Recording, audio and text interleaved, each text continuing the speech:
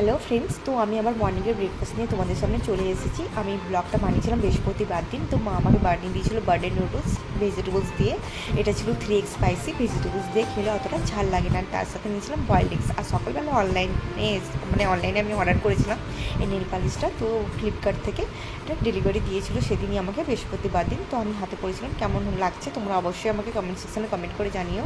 আর মা সেদিন রাতে আবার এনেছিল ইলিশ মাছ। তো বললো ইলিশ মাছটা খেয়ে দেখ ভাত দিয়ে কেমন লাগছে। অ্যান্ড আমি ডিবাবি থেকে আবার বিরিয়ানিও অর্ডার করেছিলাম। তো দিনের বেলায় রান্না হয়েছিল সেদিন চিকেন আবার। তো ইলিশ মাছটা অত ভালো লাগলো না খেয়ে, কারণ যে মাছওয়ালা মাছ কেটেছে, মাছের পিত্ত কিছু বের করেনি। প্রচণ্ড তেতো, মানে কি বলবো, প্রচণ্ড তেতো লাগছিল আর কি। যাই হোক, তো মাছটা মিষ্টিও ছিল এমনিতে। অ্যান্ড তারপরে আমি ব্লগটা সেদিন আর কন্টিনিউ করিনি। এটা হচ্ছে ফ্রাইডে রাতে আমার বোন যেদিন এসেছিলো, মা এখানে তেল ঝাল করে দিয়েছিলো ইলিশ মাছে এত কাটা যে একদিন খেতে গিয়ে আমার গলায় কাটা আটকে গিয়েছিলো। তারপরে আমার মানে এমন প্যানিক, এমনিতে তো পড়াশোনার চাপে প্যানিক থাকেই, এমন একটা প্রফেশনকে আমি চুজ করেছি।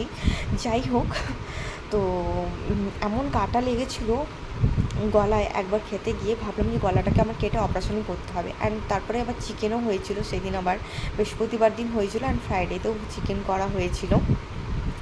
তারপরে খেতে তো পারলাম না সেরকমভাবে। আর স্প্রাইটটা এনেছিল আমার বোন আসার সময়।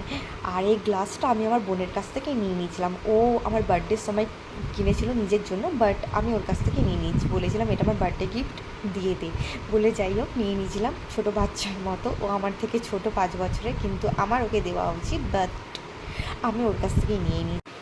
আর আমি অতটা ঠান্ডা খাই না, ঠান্ডা খেলে আমার দাঁতটা না কেমন একটু শিরশির করে।